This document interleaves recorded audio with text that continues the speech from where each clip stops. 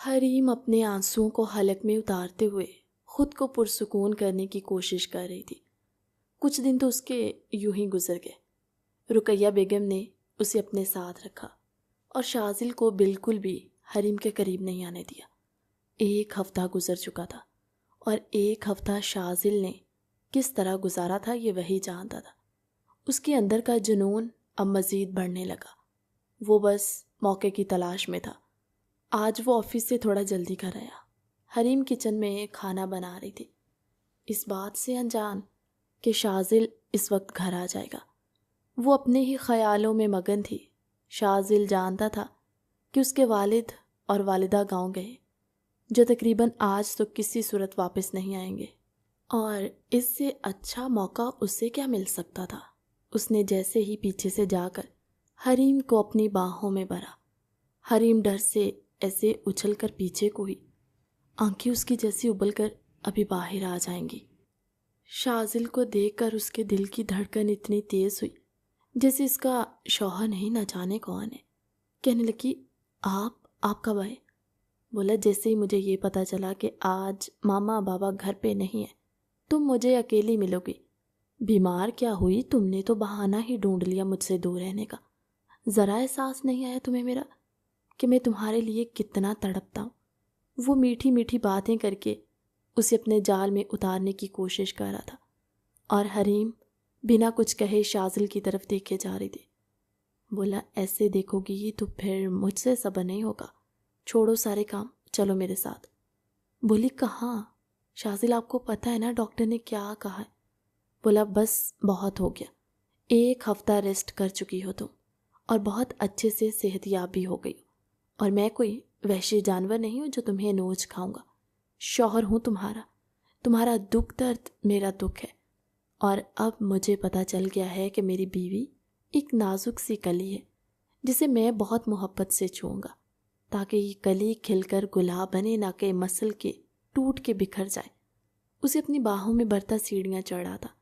حریم جو اس کی گود میں اس کے سینے سے چمٹی، دل میں خوف کی لہر بھی تھی، اور کچھ حد تک شازل کی باتوں سے مطمئن بھی تھی کہ شاید شازل کو احساس ہو گیا اور اب وہ اسے کسی قیمت پر درد نہیں دے گا۔ مگر شازل جیسے ہی حریم کے قریب آتا، نہ جانے اس کے سر پہ کون سا بھوت سوار ہو جاتا۔ وہ دھیرے دھیرے شروع ہوتا پھر سے اپنی انہی حرکتوں پر اتر آیا۔ حریم مارے درد کے چلانے لگی، کہ لگی، شازل، آپ جھوٹے ہیں، مجھے نہیں رہنا آپ کے ساتھ۔ یہ وہ الفاظ تھے جس پر شازل نے اس کے لبوں کو اپنے دانتوں میں جکڑ لیا اور اتنی زور سے کاٹا کہ وہ بیچاری بلک کے رہ گئی۔ مگر شازل نے تو تبھی اس کی جان چھوڑنی تھی جب وہ خود ریلیکس ہو جاتا، پرسکون ہوتا، ورنہ حریم کا یوں چلانا اسے سب کچھ معمولی سی بات لگتا تھا۔ مگر حریم سے جب درد برداشت نہ ہوا، اس نے ایک زوردار تھپڑ شازل کے منہ پہ دے مارا۔ کہنے لگی، شازل، انسان ہوں میں، نہیں رہنا مجھے آپ کے ساتھ۔ شازل نے غصے سے کہا، ٹھیک ہے، نہیں رہنا تمہیں میرے ساتھ تو مت رہو، مجھے بھی کوئی لڑکیوں کی کمی نہیں ہے۔ میں ہی پاگل تھا جو تمہاری محبت میں مرا جا رہا تھا، اور اتنے سال تمہارا انتظار کیا، اور دیکھو تم مجھے کیا صلہ دے رہی ہو۔ شوہر کو ایک سکون تک نہیں دے سکتی، ایسی بیوی کا میں نے کیا کرنا ہے؟ سب کے سامنے تم نے میری عزت 2 کوڑی کی کر کے رکھ دی ہے۔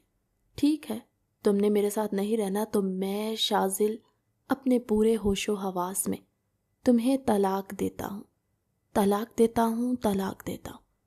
وہ ایک ہی بار میں 3 طلاقیں دے گیا۔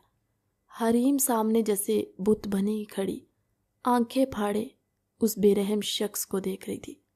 مگر اب سب ختم ہو گیا تھا۔ حریم پورے وجود کے ساتھ زمین بوس ہوئی۔ وہ گھٹنوں کے بل زمین پر گری، خود کو اپنی چادر میں ڈھانپتے ہوئے بلک بلک کر رونے لگی۔ ابھی شادی کو 1 مہینہ بھی نہیں ہوا اور شازل نے اس کے ماتھے پر طلاق کا داغ بھی لگا دیا۔ وہ روتی نہ تو اور کیا کرتی۔ شادی کے بعد سے خوشی کے لمحات اس نے جیسے گزارے ہی نہ ہو۔ شازل اپنے کپڑے پہن کر کمرے سے باہر نکلا، پریشانی کے عالم میں اپنے بالوں کو اپنے ہاتھوں سے نوچتے ہوئے وہ ادھر ادھر چکر کاٹ رہا تھا۔ سوچنے لگا، شازل، یہ تم نے کیا کر دیا؟ مما بابا واپس آئیں گے تو کیا جواب دوں گا ان کو؟ اور اگر یہ بات کسی کو پتہ چل گئی تو یہ بات بہت بڑھ جائے گی۔ مجھے اس سے پہلے ہی کچھ کرنا ہوگا، مجھے کچھ کرنا ہوگا۔ وہ ہڑبڑاہٹ میں، بے چینی میں ادھر ادھر چکر کاٹ رہا تھا کہ سامنے سے اسے عازر آتا دکھائی دیا۔ کہنے لگا، شاذل صاحب گاڑی تیار ہے۔ عازر بات کر رہا تھا مگر شاذل مسلسل اس کے چہرے کی طرف دیکھ کر جیسے اپنے دماغ میں کوئی جال بن رہا ہو کسی مقصد کے تحت، وہ اسے دیکھے جا رہا تھا۔ عازر کو بھی آج کچھ عجیب سا لگا۔ کہنے لگا، صاحب جی آپ ٹھیک ہے نا؟ کافی پریشان لگ رہے ہیں۔ عازر نے ہچکچاتے ہوئے پوچھا۔ شاذل جلدی سے آگے بڑھا، عازر کو دونوں کندھوں سے پکڑا۔ کہنے لگا، اگر تمہیں میرے لیے کچھ کرنا پڑے تو کیا تم کر سکتے ہو؟ عازر نے بلا جھجک کہہ دیا، جی صاحب آپ حکم کریں، آپ کا نمک کھایا، آپ کے لیے جان بھی دے سکتا ہوں۔ شاذل نے اس کے کندھے پر ہاتھ رکھتے ہوئے کہا، فی الحال تمہاری جان کی ضرورت نہیں ہے، تمہیں ایک کام کرنا ہوگا اور یہ کام بڑی رازداری سے ہوگا، کسی کو کانوں کان خبر نہیں ہوگی۔ عازر تھوڑا پریشان ہوا، کہنے لگا، سب ٹھیک ہے نا؟ کیا ہوا ہے صاحب جی؟ شاذل کہنے لگا، بس تمہیں حریم سے نکاح کرنا ہوگا۔ عازر 2 قدم پیچھے ہٹا، کہنے لگا، صاحب جی یہ کیا کہہ رہے ہیں آپ؟ حریم بیوی آپ کی بیوی ہیں۔ بولا، بیوی تھی، نہ جانے کیسے مگر غصے میں اسے طلاق دے بیٹھا، اور کسی کو پتہ لگنے سے پہلے میں حلالہ کرواؤں گا اور اس سے دوبارہ نکاح کروں گا تاکہ کسی کو پتہ ہی نہ چلے۔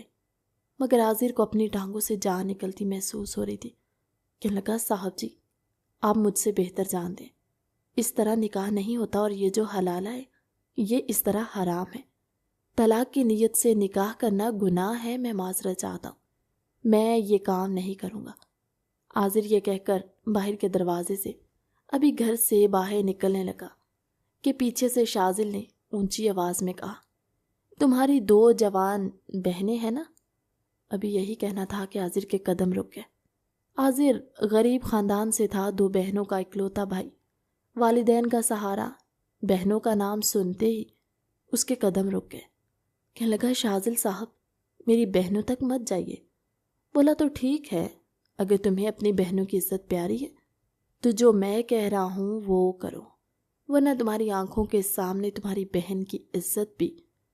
ابھی شاذل کے الفاظ اس کے منہ میں ہی تھے کہ عازر نے کہا، صاحب جی میں اپنی بہنوں کے لیے کچھ بھی کرنے کے لیے تیار ہوں، بس آپ ایک وعدہ کیجئے کہ آپ میرے خاندان پر، میری بہنوں کی عزت پر کسی قسم کی کوئی آنچ نہیں آنے دیں گے۔ بولا، مجھے بھی کوئی شوق نہیں ہے تم جیسے سو کولڈ لوگوں میں گھسنے کا، بس میرا کام کرو اور چلتے بنو، بدلے میں تمہیں منہ بند رکھنے کی اچھی خاصی رقم بھی ملے گی۔ عازر ایسے تھا جیسے کسی نے اس کے وجود سے روح کو کھینچ لیا۔ یہ کام کوئی آسان تو نہیں تھا جو شاذل نے اسے اتنی آسانی سے کہہ دیا۔ اتنے سالوں سے وہ اس گھر میں ملازمت کر رہا تھا، جتنی خوشی سے اس شادی کو کیا گیا تھا، وہ سوچ بھی نہیں سکتا تھا کہ چند ہی دنوں کے بعد یہ سب ہو جائے گا۔ اتنی ہمت وہ کیسے خود میں پیدا کرتا، مگر مجبور تھا۔ ہاں میں سر جھکا گیا۔ کچھ ہی گھنٹوں کے بعد شاذل نے پورے انتظامات کروا لیے، مگر حریم جو ابھی تک کمرے میں بند اپنی بربادی کا ماتم کر رہی تھی، نہیں جانتی تھی کہ اس کی قسمت کا فیصلہ شاذل نے کیا کر دیا۔ وہ بیٹھی رو رہی تھی۔ جب شاذل کمرے میں آیا، اس نے تھوڑے فاصلے پہ کھڑے ہو کر حریم سے کہا، حریم۔ حریم کہنے لگی، اب ہم دونوں کے بیچ ایسا کوئی رشتہ نہیں ہے کہ آپ یوں میرے پاس کمرے میں آئیں۔ کہنے لگا، جو غلطی کر چکا ہوں اسے سدھارنے کی کوشش کر رہا ہوں، اور یہ رشتہ بہت جلد پہلے جیسا ہو جائے گا، اس لیے فکر کرنے کی ضرورت نہیں ہے۔ حریم نے اس کی طرف دیکھا۔ آخر اس کے دماغ میں چل کیا رہا تھا؟ کہنے لگا، اٹھ کے فریش ہو جاؤ اور اچھے سے تیار ہو کر نیچے آ جاؤ۔ کہنے لگی، تیار کس لیے؟ اس لیے تیار ہو جاؤں کہ نئی نویلی دلہن کو طلاق دی گئی ہے، کیا میں اپنی طلاق کا جشن مناؤں؟ یہ کہہ رہے ہیں آپ؟ شاذل، میرا محبت سے اعتبار اٹھ گیا ہے، میں مر کر بھی آپ کو کبھی معاف نہیں کروں گی۔ وہ ایک ہی جست میں اس کے قریب ہوا، کہنے لگا، جو کہہ رہا ہوں ویسا ہی کرو، اسی میں سب کی بھلائی ہے، ورنہ اگر تم طلاق لے کر اپنے گھر چلی گئی نا تو تمہاری چھوٹی بہن کی زندگی بھی برباد ہو جائے گی۔ تمہارے ماں باپ جن کا کوئی بیٹا نہیں ہے، 2 بیٹیاں ہیں، زمانے کے تانوں سے ہی مر جائیں گے۔ اس لیے چپ چاپ جو میں کہہ رہا ہوں وہ کرو، تیار ہو کر نیچے آ جاؤ۔ کہنے لگی آخر کس لیے تیار ہو جاؤں؟ کہنے لگا جب نیچے آؤ گی تو پتہ چل جائے گا کیوں تیار ہونا ہے، اس لیے ابھی بنا کسی سوال جواب کے جلدی سے تیار ہو کے نیچے آ جانا، ورنہ 2 خاندانوں کی بدنامی تو ہوگی، تمہاری چھوٹی بہن کی زندگی بھی برباد ہو جائے گی۔ اب فیصلہ تمہارے ہاتھ میں ہے۔ حریم نے الماری سے ایک سوٹ لیا۔ شاور لیتے ہوئے وہ بس سمپل سی ویسے ہی نیچے آ گئی۔ جہاں شاذل ادھر ادھر چکر کاٹتا اسی کا انتظار کر رہا تھا، جلدی سے اس کی طرف بڑھا، کہنے لگا بس آج کی رات اور ہم دونوں کا رشتہ پھر سے پہلے جیسا ہو جائے گا۔ سامنے لاؤنج میں بیٹھے ہوئے مردوں کو دیکھ کر حریم کی تو ٹانگیں کانپنے لگی۔ وہ لڑکھڑاتے ہوئے قدموں کے ساتھ واپس کمرے کی طرف بڑھنے لگی، جب شاذل نے اس کی کلائی تھام لی، کہنے لگا حریم تمہیں یہ کرنا ہوگا، تمہاری وجہ سے مجھے غصہ آیا اور غصے میں کیے گئے فیصلے ہمیشہ پچھتاوے کا باعث بنتے، اس لیے ابھی ہوش سے کام لو۔ جانتی ہو نا تمہارے والدین بوڑھے ہیں، برداشت نہیں کر پائیں گے لوگوں کے تانے، اور فاطمہ جس کے بالوں میں سفیدی اتر آئے گی کوئی رشتہ نہیں آئے گا اس کے لیے، اس لیے چپ چاپ نکاح نامے پر سائن کرو، بس آج کی رات۔ میرے لیے بھی یہ سب بہت مشکل ہے، لیکن عزت اور اس رشتے کو بچانے کا یہی ایک طریقہ ہے۔ اس کی طرف آنکھیں نکالتے ہوئے کہنے لگی آپ جانتے بھی ہیں جو آپ کر رہے ہیں یہ گناہ ہے۔ بولا کچھ گناہ نہیں ہے، تم نکاح کرو گی صبح ہوتے ہی وہ تمہیں طلاق دے دے گا اور تم مجھ پر حلال ہو جاؤ گے، پھر میں تم سے دوبارہ نکاح کروں گا اور یہ بات ہم لوگوں کے درمیان ایک راز رہے گی۔ سوچ لو تم مجھ سے نکاح کرنا چاہتی ہو یا پھر بنا نکاح کے۔ حریم کے پاس کوئی چارہ نہ بچا، بے بسی کی حالت میں وہ حاضر کے برابر بیٹھ گئی۔ مولوی نے نکاح کا ایجاب و قبول کروایا، وہ آنسوؤں کو اپنے حلق میں اتارتے ہوئے نکاح نامے پر دستخط کر گئی۔ 1 مہینے سے بھی کم دن پہلے اس نے جو نکاح کیا تھا، دل میں کتنے ارمانوں کے ساتھ اس نے نکاح نامے پر دستخط کر کے خود کو شاذل کے حوالے کیا، مگر شاذل جس نے اس کی عزت، اس کے وجود، اس کے روح، اس کے جذبات کی دھجیاں اڑا کے رکھتی تھی، اور آج وہ اس قدر بے غیرت ہو گیا تھا کہ اپنی ہی بیوی کو کسی اور کے سپرد کر رہا تھا، صرف اس لیے کہ وہ اس کے ساتھ ایک رات گزار کر اسے طلاق دے دے۔ حریم کے لیے یہ وقت ایسا تھا کہ وہ چاہ رہی تھی کہ اسے موت آ جائے یا وہ کہیں غائب ہو جائے۔ نکاح ہوتے ہی شاذل جلدی سے مولوی اور گواہن کو چھوڑ آیا۔ حریم کو کہنے لگا حریم تمہیں مجھ سے محبت کا ثبوت دینا ہوگا، اگر تم مجھ سے محبت کرتی ہو نا تو تمہیں یہ کہنا ہوگا۔ حریم نے سرخ ہوتی آنکھیں اٹھا کر شاذل کی طرف دیکھا، اس کی آنکھوں سے آنسو موتیوں کے مانند ٹوٹ کر اس کے گالوں پر گر رہے تھے۔ کہنے لگی شاذل محبت، مجھے اس نام سے نفرت ہو گئی ہے، مگر شاذل کے پاس کوئی جواب نہ تھا۔ حریم کو ایک الگ کمرے میں شاذل نے بھجوا دیا اور عازر کو آواز دی، کہنے لگا دیکھو عازر، یہ میری مجبوری ہے اور ایک مرد کے صبر کا امتحان ہے، یہ میں تمہیں خوشی سے نہیں کرنے دے رہا، مگر ضرورت کے وقت گدھے کو بھی باپ بنانا پڑے تو مان لینا چاہیے، اس لیے جو تم سے کہا ہے وہ دھیان رکھنا، 1 سے زیادہ بار تم حریم کے قریب نہیں جاؤ گے، جیسے ہی تمہارا کام ہو جائے گا تم فوراً سے کمرے سے باہر نکلو گے اور زیادہ باتوں میں لگنے کی ضرورت نہیں ہے، سمجھے نا؟ شاذل بولے جا رہا تھا مگر عازر تو جیسے پتھر سا بنا ہوا، کچھ بھی اس کی سماعتوں سے ٹکرا ہی نہیں رہا تھا، نہ اسے کچھ سن رہا تھا، وہ بس بت بنا ایک روبوٹ کی طرح کام کر رہا تھا۔ حریم بیڈ کرام کے ساتھ ٹیک لگائے بیٹھی مسلسل رو رہی تھی۔ رات کا 1 بج رہا تھا، اب تو نیند کی وجہ سے وہ وہیں ٹیک لگائے آنکھیں موندے سو چکی تھی۔ عازر کمرے میں آیا، خود میں بہت ہمت جمع کرتے ہوئے۔ وہ نہیں جانتا تھا کہ وہ یہ سب کیسے کرے گا، کیسے وہ حریم کے نزدیک ہوگا، اس کے بھی صبر کا یہ امتحان تھا۔ عازر نے جیسے ہی دروازہ بند کیا، دروازے کی آواز پر حریم ایک دم ٹھٹک کر پیچھے کو ہوئی، کہنے لگی دیکھو تم میرے قریب نہیں آؤ گے؟ اگر تم میرے قریب آئے تو میں خود کو مار ڈالوں گی۔ حریم نے سائڈ ٹیبل پر پڑے ہوئے فروٹ کی ٹوکری میں سے چھری اٹھائی اور اپنی کلائی پر رکھ دی۔ کہنے لگی، میں تمہیں کہہ رہی ہوں، اگر تم نے ایک قدم بھی میرے نزدیک بڑھایا تو میں اپنی جان لے لوں گی۔ انسان ہوں میں، جانور نہیں ہوں۔ کسی کے ساتھ بھی باندھ دیا جائے اور میرا جسم کوئی کھلونا نہیں ہے جسے کوئی بھی استعمال کر کے چلا جائے۔ حریم پر تو جیسے ہذیانی سی کیفیت آئی ہو، آنکھیں اس کی متوم، چہرے پر آنسوؤں کے مٹے مٹے نشان، دوپٹہ سر سے ایک سائڈ پہ گرا ہوا۔ وہ خود کو سنبھالتی بیڈ پر پیچھے کھسک رہی تھی جب عاذر بیڈ کے قریب زمین پر بیٹھ گیا۔ عاذر کی اس حرکت پر حریم چونک سی گئی۔ کہنے لگی، یہ کیا حرکت ہے؟ اٹھو یہاں سے۔ وہ سامنے صوفے پر بیٹھو جا کے۔ کہنے لگا، نہیں، اور آپ نے کیا سوچا؟ ہر مرد ایک جیسا ہی ہوتا ہے، جسم کا بھوکا پیاسا۔ آپ سے زیادہ میں بے چین ہوں۔ میں خود کو گنہگار سمجھ رہا ہوں جس نے اس کام کی حامی بھری ہے، اور میں بہت مجبور تھا۔ مجھے اپنی جوان بہنوں کی عزت پیاری تھی۔ حریم کے ہاتھ سے چھری خود بخود ہٹ گئی۔ وہ اس کی باتوں میں کھونے لگی۔ کہنے لگا، حریم اب بہت اچھی لڑکی، بہت عرصے سے میں جانتا ہوں، مگر سوچا نہیں تھا صاحب جی ایسے انسان ہوں گے۔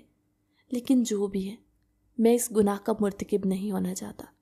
میں اس حلالہ کی جو لوگوں نے رسم بنا لی ہے، اس کا حصہ نہیں بننا چاہتا، اور نہ ہی میں آپ جیسی معصوم لڑکی کو اس گناہ کی بھینٹ چڑھانا چاہتا ہوں۔ عاذر کی باتیں ایسی تھی جیسے حریم کے زخموں پر کوئی مرہم رکھنا۔ وہ بس اس کی باتوں میں کھوئی ہوئی اس کے چہرے کی جانب بغور دیکھ رہی تھی۔ کہنے لگی، پلیز نیچے نہ بیٹھو، اٹھو یہاں سے۔ عاذر اٹھا۔ حریم کے کہنے پر وہ اس کے سامنے بیڈ پہ بیٹھا۔ کہنے لگا، مجھے نہیں پتا ان سب کا انجام کیا ہوگا، مگر نہ تو میں آپ کو طلاق دینے کی غرض سے آپ کے نزدیک آؤں گا، اور نہ ہی میں اب اپنی بیوی کو کسی اور انسان کے حوالے کروں گا جسے اس کی قدر ہی نہ ہو۔ عاذر کا یوں سے بیوی کہنا، اس سے اپنائیت، اسے ہمدردی۔ حریم تو ٹھٹھکے رہ گئی، اور ادھر شاذل جو باہر لان میں سگریٹ پہ سگریٹ پھونک رہا تھا، ادھر ادھر ٹہلتا، رات کا آخری پہر ہونے کو تھا، اور اس کا بس نہیں چل رہا تھا کہ وہ دروازہ توڑ کر اندر آ جائے، مگر یہ اس کے کیے کی سزا تھی جو اسے خود ہی بھگتنا پڑ رہی تھی۔ شاذل تھک ہار کر اپنے کمرے میں گیا، جہاں کمرے کی بکھری حالت اور اس کمرے میں اسے حریم کی درد بھری سسکیاں آہو بکا اس کے کانوں سے ٹکرا رہی تھی۔ بمشکل وہ خود کو ان سب سے نکالتا ہوا بیڈ پر اوندے منہ پڑا سو چکا تھا۔ تقریباً 3 بجنے والے تھے۔ عاذر کہنے لگا، دیکھیں حریم، آپ کو مجھ سے وعدہ کرنا ہوگا۔ اگر تو آپ اس سب کا حصہ بننا چاہتی ہیں تو میں ابھی کے ابھی آپ کو طلاق دے کر یہاں سے چلا جاتا ہوں، مگر شاذل صاحب کا کیا کریں گی؟ یہ پھر سے یہ حرکت نہ کرے، اور اگلی بار میری جگہ کسی اور مرد کو حلالے کے لیے منتخب کیا تو کیا آپ یوں ہی ہر مہینے بعد کسی بھی مرد کی زندگی میں شامل ہو جائیں گے؟ حریم کی آنکھوں سے آنسو ٹوٹ کر گرے۔ کہنے لگی، بے بس ہوں، کیا کروں؟ بولا، نہیں، اب بہت مضبوط ہے، بس آپ کو میرا ساتھ دینا ہوگا۔ بولی، وہ کیسے؟ کہنے لگا، میں غریب ہوں، مگر آپ کو بہت عزت اور مان دے سکتا ہوں، اس لیے میں ابھی اس گھر سے جا رہا ہوں، کیونکہ اگر میں یہاں صبح تک رہا تو شاذل صاحب طلاق کا مطالبہ کریں گے۔ جب میں ان کو نظر نہیں آؤں گا، کچھ وقت یوں ہی گزرے گا، تو پھر بولی، تو میں کدھر جاؤں گی؟ اب میں تمہارے نکاح میں ہوں، اور اگر شاذل نے میرے ساتھ کچھ… یہ بات حریم کے منہ میں ہی تھی۔ عاذر نے اپنا ہاتھ اس کے لبوں پر رکھ دیا۔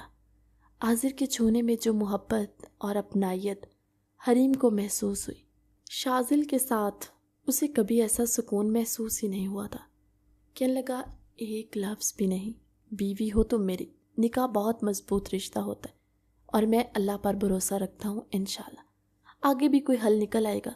فی الحال میرا یہاں سے جانا ضروری ہے، کیونکہ میں اس گناہ کا حصہ بن کے تمہیں طلاق نہیں دینا چاہتا۔ وہ کمرے سے نکلنے لگا۔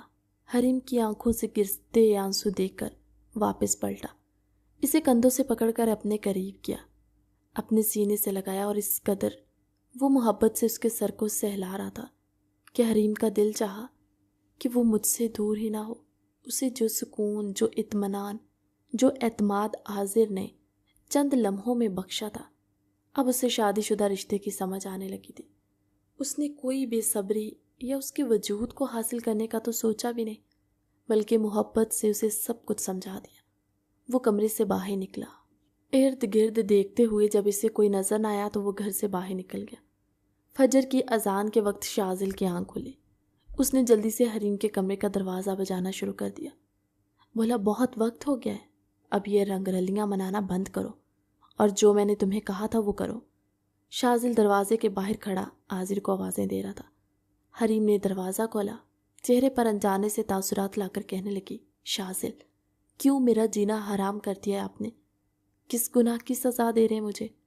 شاذل حریم کو ایک ہاتھ سے سائڈ پہ کرتا کمرے میں گھسا، ارد گرد دیکھنے لگا۔ واش روم کا دروازہ کھولا، واش روم بھی خالی تھا۔ کہنے لگا کہاں گیا وہ لڑکا؟ بولی کون؟ کہنے لگا جس کے ساتھ تمہارا نکاح کروایا تھا، طلاق تو دے دی ہے نا اس نے تمہیں؟ حریم کہنے لگی میں نہیں جانتی، نہ تو وہ میرے قریب آیا اور نہ مجھے کوئی طلاق دی ہے۔ میں نہیں جانتی وہ کہاں ہے، وہ تو بہت وقت پہلے ہی کمرے سے جا چکا تھا۔ بولا کیا کہہ رہی ہو تم؟ تمہاری میں جان لے لوں گا، تمہیں پتہ بھی تھا اس نکاح کا مقصد کیا ہے، پھر بھی تم نے خود ہی اسے منع کیا ہوگا۔ بہت نازک چھوئی موئی ہو نا تمہیں تو ہاتھ بھی لگاؤ تو تم مرنے والی ہو جاتی ہو۔ تم نے ہی کہا ہوگا اسے کہ میں مر جاؤں گی اگر میرے قریب آئے، اور وہ یہاں سے چلا گیا اور طلاق بھی نہیں دی۔ اب تم اس کے نکاح میں ہو، یہ سب کیا ہو رہا ہے؟ شاذل نے ڈریسنگ پر پڑی ہوئی ساری چیزوں کو ایک ہی ہاتھ مارتے ہوئے سب کچھ نیچے گرا دیا۔ فرش پورا کانچ سے بھرا پڑا تھا۔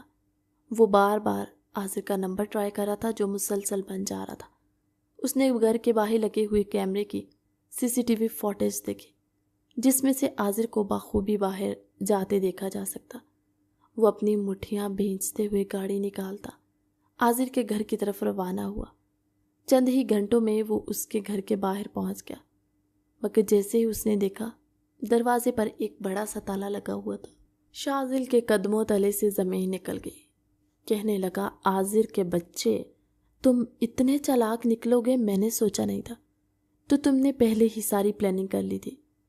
تم زمین کی نچلی تہہ میں بھی چھپ جاؤ گے نا تو میں تمہیں وہاں سے بھی نکالوں گا، اور رہی بات طلاق کی وہ تو میں تم سے کروا کے ہی رہوں گا۔ شاذل پاگلوں کی طرح ادھر ادھر پھر رہا تھا۔ گھر آیا، وہ بھول چکا تھا ہر لحاظ کو۔ حریم کو بالوں سے پکڑتے ہوئے اس نے بیڈ پر پٹکا۔ اس کا ماتھا بیڈ گراؤنڈ سے لگنے سے زخمی ہو گیا۔ کچھ بھی تو اس کے بس میں نہیں رہا تھا۔ حریم سوچ چکی تھی کہ وہ مزید شاذل کے ظلم کا نشانہ نہیں بنے گی۔ اس نے سوچا تھا کہ وہ موقع دیکھتے ہی اپنے گھر چلی جائے گی، کیونکہ اس کا گھر پاس تھا، 10 منٹ کی دوری پہ۔ شاذل حریم کو وارن کرتے ہوئے کہنے لگا، میں کچھ دیر کے لیے جا رہا ہوں، اس حرام زادے کا پتہ کر لو۔ جیسے ہی وہ مجھے ملا اس کا تو وہ حال کروں گا کہ دنیا دیکھے گی، اور تم ایک قدم بھی گھر سے باہر نکالا تو ٹانگیں توڑ دوں گا۔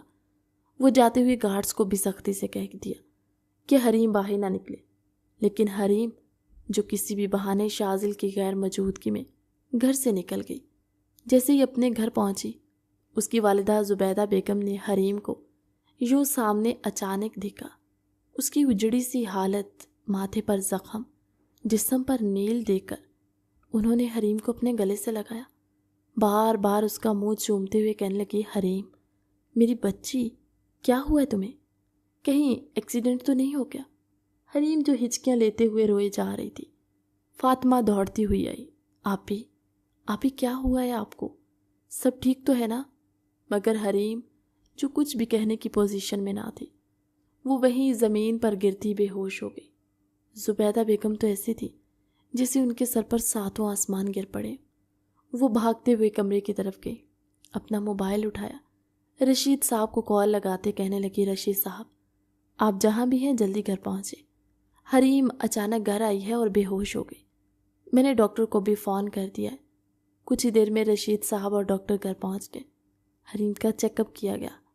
ڈاکٹر نے کہا کہ یہ بہت زیادہ سٹریس میں ہے، کوشش کی جائے کہ جو بھی دباؤ ہے اسے دور کیا جائے، اور انہیں جتنا بھی ریلیکس رکھا جائے گا اتنا ہی ان کے لیے بہتر ہے، ورنہ اس طرح اتنا سٹریس اتنی سی عمر میں لینا ان کے دماغ کو مفلوج بھی کر سکتا ہے، اور برین ہیمریج ہونے کا بھی خطرہ ہے۔ ڈاکٹر کی اس قدر سنجیدہ باتوں پر زبیدہ بیگم کی تو ہوائیاں اڑ گئی۔ انہوں نے جلدی سے شازل کا نمبر ٹرائی کیا۔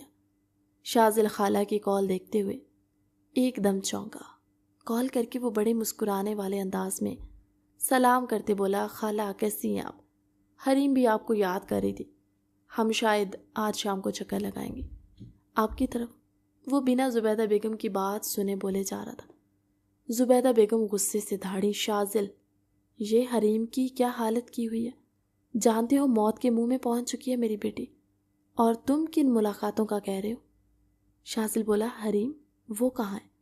بولی، حریم میرے پاس ہے، اور جیسے ہی وہ گھر پہنچی وہ چکر کھاتے بے ہوش ہو گئی، اور ڈاکٹر نے جو اس کی کنڈیشن بتائی ہے۔ یہ سب کیا ہے شازل بیٹا؟ شازل کہنے لگا، خالہ مگر… شازل کے پاس کوئی جواب نہ تھا، الفاظ اس کی زبان کا ساتھ نہیں دے رہے تھے۔ وہ ہر کام ادھورا چھوڑتا فوراً پہنچا۔ رقیہ بیگم اور بشیر صاحب بھی واپس آ چکے تھے۔ گھر پہ حریم کی غیر موجودگی پر انہیں پتہ چلا کہ حریم اپنے میکے گئی ہیں۔ رقیہ بیگم بھی کہنے لگی، بشیر صاحب چلیے نا، اتنے دنوں سے زبیدہ کی طرف نہیں گئے۔ وہ لوگ جو کسی بات سے واقف ہی نہ تھے، مگر جیسے ہی وہ حریم کے گھر پہنچے، ابھی وہ لوگ لاؤنج کے باہر ہی تھے کہ گھر میں ہونے والی باتیں، اور شازل جسے ایک کٹہرے میں کھڑا کیا گیا تھا، اس کے پاس شاید کوئی جواب نہیں تھا۔ حریم سامنے صوفے پر اجڑی سی حالت میں بیٹھی، ماتھے پر پٹی کی ہوئی۔ زبیدہ بیگم بولی، شازل کیوں تمہارے پاس کوئی جواب نہیں ہے؟ کیا حال کر دیا ہے حریم کا؟ کیا ایسی حریم ہم نے آپ کو دی تھی؟ بولا، خالہ آپ غلط سمجھ رہی ہیں، بس ہلکی پھلکی سی بات کو بھی یہ دل پہ لے جاتی ہے۔ مگر آج حریم نے سب کے سامنے ہمت کرتے ہوئے سچ بول دیا۔ اگر آج وہ سچ نہ بولتی تو شاید ساری زندگی وہ یوں ہی گزار دیتی، کیونکہ ظلم سہنے والا جب ظلم سہنے لگے تو ظالم بھی پھر سر چڑھ کے بولتا ہے، اس لیے ظلم کے خلاف فوراً آواز اٹھانی چاہیے۔ حریم نے بھی ایسا ہی کیا۔ وہ کہنے لگی، ماما یہ کیا بتائے گا آپ کو؟ یہ جو انسان کے روپ میں بھیڑیا ہے، بھیڑیا، ان چند دنوں میں اس نے آپ کی نازک سی بیٹی کو مسل کے رکھ دیا۔ ماما میرے وجود کو، میری روح کو، میرے جذبات کو شازل نے زخمی کر دیا ہے۔ میں چور چور ہو چکی ہوں ماما، آپ کی بیٹی ٹوٹ کر بکھر گئی ہے، آپ کی حریم ٹوٹ چکی ہے۔ ایک بار نہیں، یہ بہت بار مجھے موت کے منہ میں پہنچا چکے ہیں۔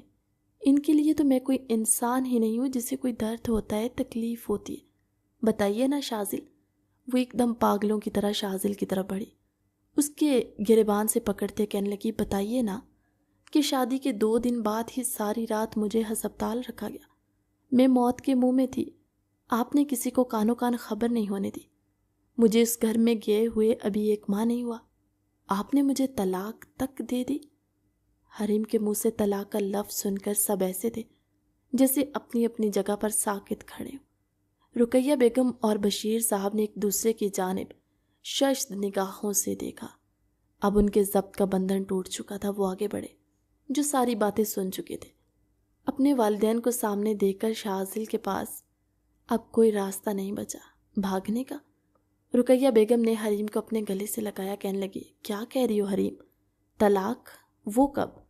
وہ بولی، خالہ آپ کے اس چہیتے اکلوتے صاحبزادے نے جو اتنے سال مجھ سے محبت کا ڈرامہ رچایا ہے نا، اس کا خوب صلہ دیا۔ اس انسان نے مجھے آپ کے جانے کے بعد جس کرب سے گزارا ہے یہ میں ہی جانتی ہوں۔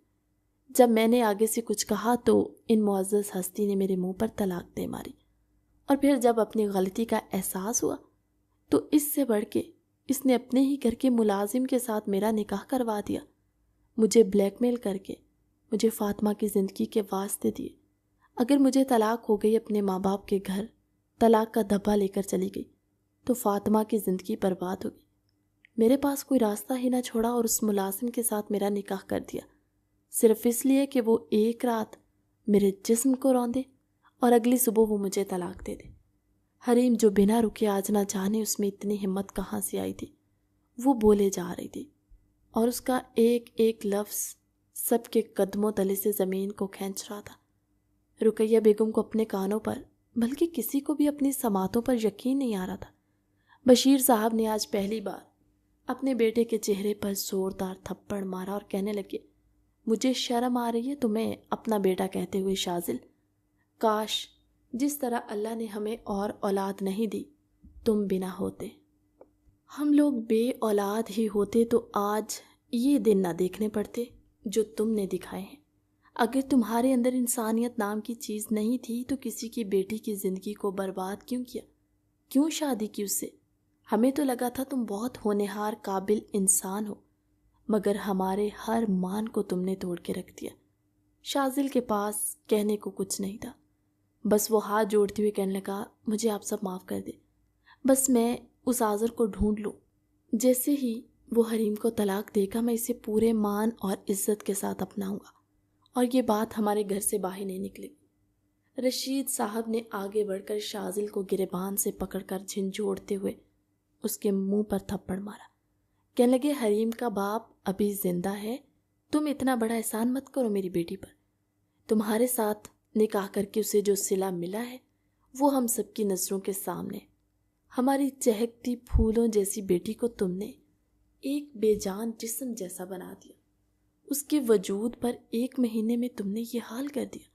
ارے تم تو کسی کے بھی قابل نہیں ہو، نکل جاؤ، دفع ہو جاؤ میرے گھر سے۔ اور رہی بات طلاق یا نکاح کی تو اس کا باپ ابھی زندہ ہے اس سب کا فیصلہ کرنے کے لیے۔ ہمارا تم لوگوں سے کوئی تعلق، کوئی واسطہ نہیں۔ رقیہ بیگم ہاتھ جوڑتے ہوئے آگے آئی، کہنے لگی، بھائی صاحب میں بہت شرمندہ ہوں، نہ جانے کہاں میں نے اپنی تربیت میں کمی چھوڑ دی جو شاذل نے ہمیں یہ دن دکھایا۔ مگر رشید صاحب اپنا فیصلہ سنا چکے تھے۔ انہوں نے ہاتھ کا اشارہ کیا اور کہنے لگے، میں مزید کوئی بات نہیں سننا چاہتا۔ اس وقت میرے لیے میری بیٹی کی حالت کو برداشت کرنا بہت مشکل ہے۔ آپ لوگ یہاں سے جا سکتے ہیں۔ شاذل اپنے والدین کے ساتھ اس گھر سے جا چکا تھا، مگر شاید اس غلطی کے بعد اس کے والدین نے بھی اسے دھتکارا تھا، اور وہ اسی لائق تو تھا۔ آذر کی بہن جس کالج میں پڑھتی تھی، فاطمہ بھی اسی کالج میں جاتی تھی۔ فاطمہ جانتی تھی کہ حریم کا نکاح آذر سے ہوا، مگر آذر کی بہن شاید نہیں جانتی تھی، اس لیے فاطمہ نے بہانے سے آذر کی بہن سے اس کا کانٹیکٹ نمبر لیا اور گھر آ کر اپنے والد صاحب کو دیا۔ کہنے لگی، بابا یہ میں آذر بھائی کا کانٹیکٹ نمبر لے کر آئی ہوں اس کی بہن سے۔ رشید صاحب نے آذر کو فون کر کے گھر پر بلایا۔ کہنے لگے، بیٹا جو ہوا وہ سب حقیقت کھل کر سامنے آ چکی ہے، اس لیے اب ہماری بیٹی کو تم طلاق دو، ہمارا تمہارا کوئی واسطہ نہیں۔ طلاق کا سن کر حریم جھنجھلا کر بولی، بابا کیا میری قسمت میں بس یہی رہ گیا ہے کہ مجھے کوئی مرد اپنائے اور پھر طلاق دے کے چلا جائے؟ 2 دفعہ کی طلاق کا دبا لے کر میں مزید جی نہیں پاؤں گی۔ بولے، تو پھر تم کیا چاہتی ہو؟